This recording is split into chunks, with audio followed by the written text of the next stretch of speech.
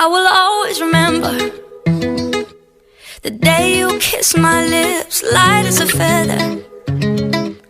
And it went just like this. No, it's never been better than the summer of 2002. We were only 11, but acting like grown-ups, like we are in the present. Drinking from plastic cups, singing love is forever. Terima kasih atas kesempatannya. Saya Devani dengan NIM 062. Di sini akan menjelaskan pengertian dari bauran promosi. Menurut Basus 1990, bauran promosi merupakan kombinasi strategi yang paling baik dari variabel-variabel periklanan, personal selling, dan alat-alat promosi yang lain, yang semuanya direncanakan untuk mencapai tujuan program penjualan. Nah, bauran promosi total perusahaan disebut juga sebagai bauran komunikasi dalam pemasarannya. Terdiri dari campuran spesifik, periklanan, hubungan masyarakat, penjualan pribadi, promosi penjualan, dan alat pemasaran langsung yang digunakan perusahaan untuk melibatkan konsumen secara persuasif, mengkomunikasikan nilai pelanggan, dan membangun hubungan dengan pelanggan. Selanjutnya yaitu ada 5 macam promosi yang dapat diidentifikasikan sebagai berikut. Yang pertama ada periklanan. Periklanan merupakan segala bentuk presentasi non-personal dan promosi ide yang dibayar, barang atau jasa oleh sponsor teridentifikasi. Yang kedua ada promosi penjualan. Promosi penjualan yaitu insentif jangka pendek untuk mendorong pembelian atau penjualan suatu produk atau layanan. Yang ketiga ada penjualan pribadi, yaitu interaksi pelanggan pribadi oleh tenaga penjualan perusahaan untuk mencapai tujuan tersebut melibatkan pelanggan, melakukan penjualan, dan membangun hubungan dengan pelanggan. Yang keempat ada hubungan masyarakat atau public relationship, yaitu membangun hubungan baik dengan berbagai publik perusahaan dengan memperoleh publisitas yang menguntungkan, membangun citra perusahaan yang baik, dan menangani atau menghindari rumor, cerita, dan peristiwa yang tidak menguntungkan. Yang kelima yaitu pemasaran langsung dan digital. Terlibat langsung dengan individu yang ditargetkan dengan cermat konsumen dan komunitas pelanggan untuk mendapatkan tanggapan segera dan membangun hubungan pelanggan dengan jangka waktu yang lama. Nah, setiap kategori melibatkan alat promosi yang khusus digunakan untuk berkomunikasi dengan pelanggan. Misalnya, periklanan mencakup siaran, cetak, online, seluler, luar ruangan, dan bentuk lain. Promosi penjualan meliputi diskon, kupon, pajangan, demonstrasi, dan acara. Untuk materi selanjutnya akan dijelaskan oleh teman saya. Terima kasih atas kesempatannya. Di sini saya akan menjelaskan mengenai 5 alat promosi yang digunakan untuk berkomunikasi dengan pelanggan. Yang pertama ada periklanan. Nah, bentuk presentasi non-personal dan promosi ide, barang, atau layanan berbayar oleh sponsor yang teridentifikasi yang mencakup siaran cetak, online, dan bentuk lainnya. Yang kedua ada promosi penjualan. Insentif jangka pendek untuk mendorong pembelian atau penjualan produk atau layanan seperti diskon, kupon, atau pajangan. Nah, kemudian yang ketiga ada penjualan pribadi. Interaksi pelanggan pribadi oleh tenaga penjualan perusahaan untuk tujuan melibatkan pelanggan yang mencakup presentasi penjualan, pemeran dagang, dan program insentif. Yang keempat ada hubungan masyarakat atau PR.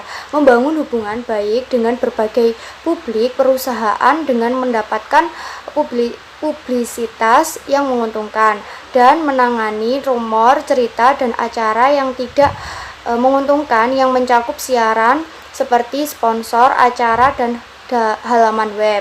Yang kelima ada pemasaran langsung dan digital. Hal ini untuk mendapatkan tanggapan segera dan membangun hubungan pelanggan yang langgeng. Mencakup surat langsung, email, katalog, dan media sosial lainnya. Selanjutnya, saya akan menjelaskan mengenai komunikasi pemasaran terpadu. Dalam beberapa tahun terakhir ini, pemasar yang menyempurnakan seni pemasaran massal, yaitu menjual produk berstandar tinggi kepada banyak pelanggan. Dalam prosesnya, mereka mengembangkan teknik komunikasi media massa yang efektif untuk mendukung strategi tersebut. Selanjutnya saya akan menjelaskan faktor utama yang mengubah wajah komunikasi pemasar saat ini. Yang pertama ada konsumen berubah. Di era digital dan nirkabel ini, konsumen mendapatkan informasi yang lebih baik dan komunikasi yang lebih diberdayakan daripada mengandalkan informasi yang dipasok pemasar. Yang kedua ada strategi pemasar sedang berubah.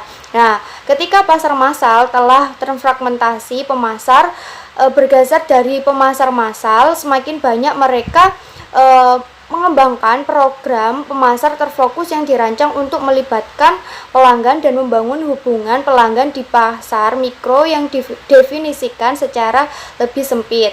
Yang terakhir ada kemajuan pesat dalam teknologi digital. Nah, menyebabkan perubahan luar biasa dalam cara perusahaan dan pelanggan berkomunikasi satu sama lain. Era digital melahirkan sejumlah alat informasi dan komunikasi baru, dari sistem televisi satelit dan kabel hingga telepon pintar dan tablet hingga banyak wajah internet.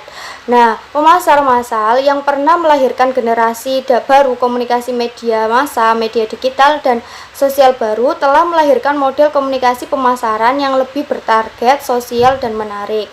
Baik, selanjutnya akan dijelaskan oleh rekan saya. Terima kasih atas kesempatannya. Di sini saya akan melanjutkan presentasi dari rekan saya, yaitu tentang komunikasi pemasaran terpadu. Komunikasi pemasaran terpadu sering disebut dengan EMC, merupakan sebuah proses strategis bisnis dalam mengelola hubungan dengan konsumen yang intinya untuk menggerakkan brand value. Proses pengembangan dan implementasi berbagai bentuk program komunikasi persuasif kepada pelanggan dan calon pelanggan secara berkelanjutan. Baik, selanjutnya saya akan menjelaskan tentang proses komunikasi pemasaran.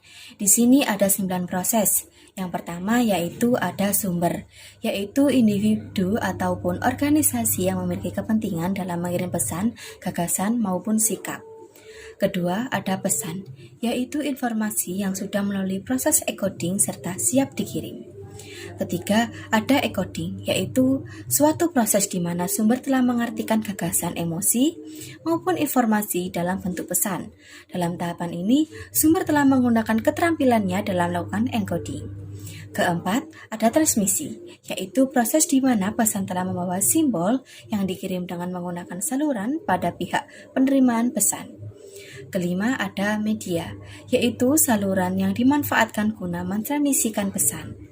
Keenam, ada decoding, yaitu proses yang akan melibatkan penerimaan serta pemberian makna maupun interpretasi pada informasi yang didapatkan oleh penerima pesan. Yang ketujuh, ada penerimaan pesan atau receiver, yaitu individu maupun kelompok yang sejak awal menjadi sasaran dari penyampaian pesan tersebut.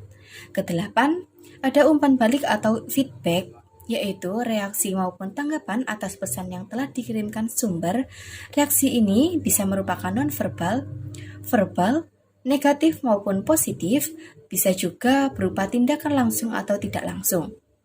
Yang kesembilan atau yang terakhir yaitu proses komunikasi pemasaran juga bisa mendapatkan gangguan atau noise, yaitu aneka faktor yang mengganggu komunikasi antara pemberi dan penerima pesan.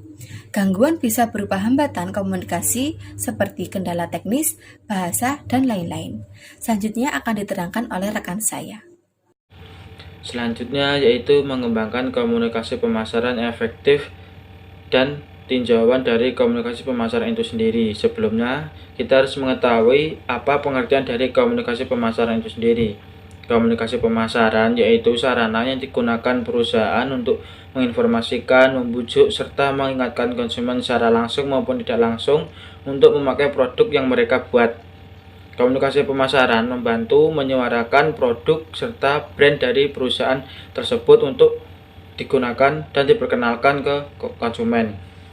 Manfaat komunikasi pemasaran itu sendiri untuk konsumen yaitu membantu atau mengingatkan konsumen mengenai produk yang dibuat oleh suatu perusahaan, untuk apa produk tersebut dibuat dan kapan serta di mana produk tersebut harus digunakan. Nah, itu sendiri pengertian dari komunikasi pemasaran. Nah, selanjutnya tinjauan proses komunikasi. Tinjauan proses komunikasi yaitu tempat berlangsungnya komunikasi dilakukan atau waktu kapan komunikasi tersebut dilakukan. Setelah mengetahui pengertian dari komunikasi pemasaran, selanjutnya yaitu bagaimana cara mengembangkan komunikasi agar menjadi efektif, atau bagaimana cara mengembangkan komunikasi efektif. Nah, cara untuk mengembangkan komunikasi yang efektif itu ada 5. Yang pertama yaitu kuasai materi, yang kedua mendengarkan lawan bicara, yang ketiga jangan memotong pembicaraan, yang keempat perhatikan gaya lawan, yang kelima yaitu perhatikan komunikasi nonverbal. Nah, 5 hal tersebutlah yang dapat membantu kita untuk mengembangkan komunikasi kita agar menjadi komunikasi yang efektif. Nah, selanjutnya yaitu elemen-elemen adanya komunikasi. Tanpa adanya elemen komunikasi, maka komunikasi tidak akan terjadi. Nah, elemen komunikasi itu sendiri ada 9. Yang pertama yaitu ada pengirim, yang kedua ada pengkodean, yang ketiga adanya pesan, yang keempat ada media, yang kelima ada decoding, keenam penerima, respon, umpan balik, dan yang terakhir adalah bisingan. Jadi komunikasi tidak dapat dilakukan oleh satu orang. Komunikasi harus dilakukan lebih dari satu orang, dan ada pengirim, pesan, media, penerima, serta ada umpan balik. Jadi beberapa elemen tadi harus ada agar komunikasi itu dapat dikatakan sebagai terjadinya komunikasi. Jika tidak ada, maka tidak akan terjadi komunikasi. Ada pengirim, ada pesan, ada media, tidak ada penerima, maka itu bukan dikatakan suatu komunikasi. Jadi keseluruhan elemen tadi harus ada agar dapat dikatakan terjadinya suatu komunikasi. Langkah-langkah dalam mengembangkan komunikasi pemasaran yang efektif. Terdapat 6 langkah. Langkah pertama yaitu mengidentifikasi target pangsa pasar. Pangsa pasar dapat berasal dari berbagai kalangan.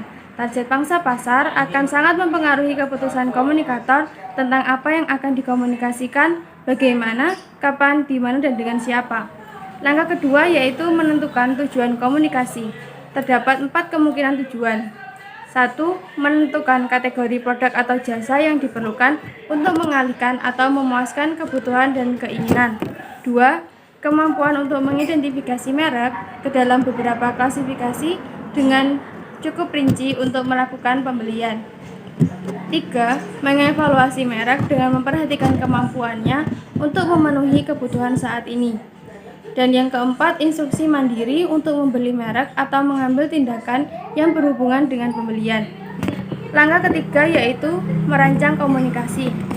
Merancang pesan komunikasi terdiri dari isi, struktur, dan format pesan. Dalam isi pesan terdapat 3 jenis daya tarik, yaitu 1. Rasional yang berhubungan dengan kepentingan pribadi. 2. Emosional yang berkaitan dengan emosi negatif atau positif, dan yang ketiga yaitu moral yang diarahkan ke pemahaman audiens tentang apa yang benar dan yang pantas. Selanjutnya yaitu struktur pesan. Struktur ini menampilkan kesimpulan secara langsung atau tidak langsung tergantung oleh komunikator. Dan berikutnya yaitu format pesan. Komunikator harus memutuskan judul, warna, headline yang menarik, bentuk, dan format lain dengan tepat. Langkah keempat yaitu memilih saluran dan media komunikasi. Saluran komunikasi bisa bersifat pribadi dan non-pribadi. Saluran pribadi memungkinkan 2 orang atau lebih berkomunikasi secara langsung satu sama lain. Saluran komunikasi pribadi ini dinilai efektif karena memperbolehkan pendapat dan argumen pribadi. Sedangkan saluran komunikasi non-pribadi merupakan saluran komunikasi yang diarahkan ke lebih dari 1 orang. Langkah kelima yaitu memilih sumber pesan. Komunikator atau penyampai pesan yang dapat menarik perhatian audiens pasti komunikasinya dapat berjalan dengan baik. Seperti contohnya, audiens akan tertarik ketika seorang komunikator adalah artis atau model yang merupakan idolanya. Langkah yang keenam atau langkah yang terakhir yaitu mengumpulkan umpan balik. Setelah menyampaikan pesan kepada audiens, Komunikator harus meneliti pengaruhnya pada target pangsa pasar.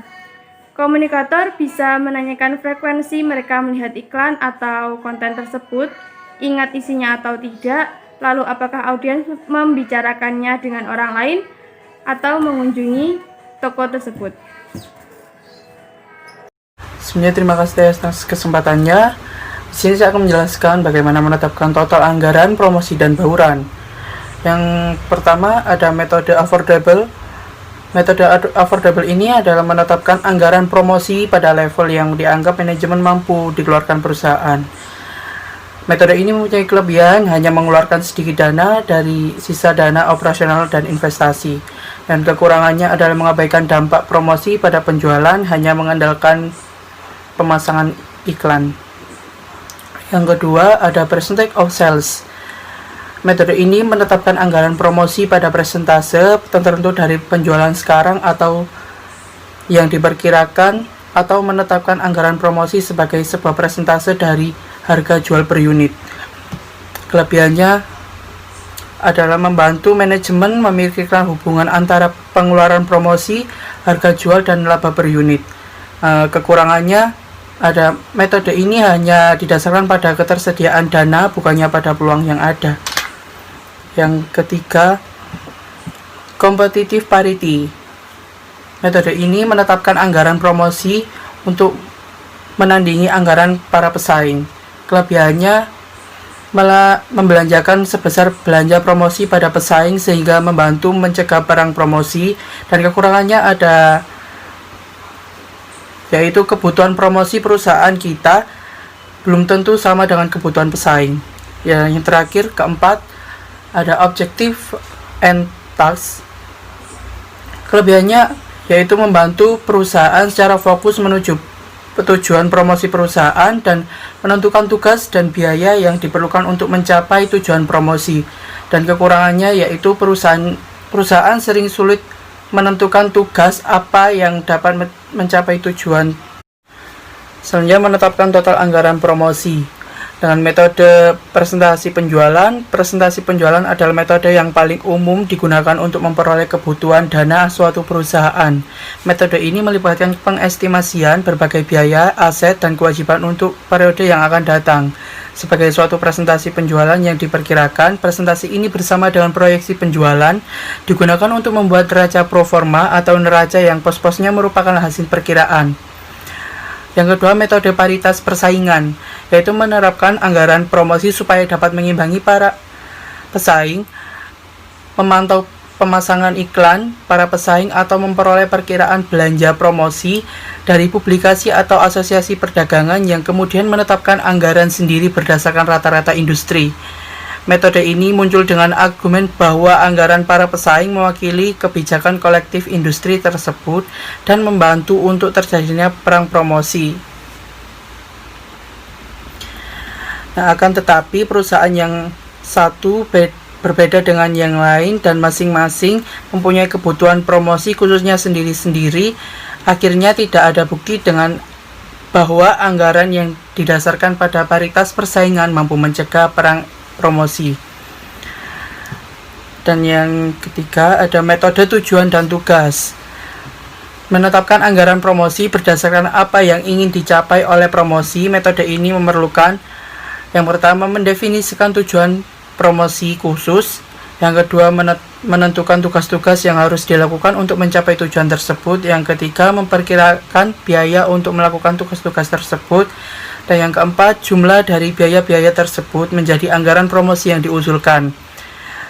Dan kelemahannya metode ini memaksa manajemen untuk menjelaskan asumsi-asumsinya tentang hubungan antara dana yang dibelanjakan dan hasil promosi, sehingga metode ini paling sulit untuk digunakan karena perusahaan sulit untuk menentukan tugas-tugas khusus mana yang dapat mencapai tujuan khusus tertentu. Terima kasih. Terima kasih atas kesempatannya. Di sini saya akan menjelaskan tentang membentuk campuran promosi keseluruhan. Konsep komunikasi pemasaran terintegrasi menyarankan bahwa perusahaan harus memadukan alat promosi dengan hati-hati ke dalam bauran promosi yang terkoordinasi. Setiap alat promosi memiliki karakteristik dan biaya yang unik. Pemasaran harus memahami karakteristik ini dalam membentuk bauran promosi. Yang pertama, periklanan. Periklanan dapat menjangkau banyak pembeli dan memungkinkan penjual untuk mengulangi pesan berkali-kali. Karena periklanan bersifat publik, konsumen cenderung memandang bahwa produk yang diiklankan ini bersifat sah atau absolut.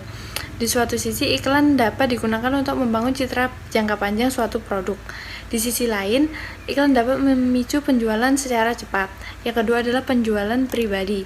Penjualan pribadi alat yang paling efektif pada tahap tertentu dari proses pembelian, terutama dalam membangun keyakinan dan tindakan pembeli.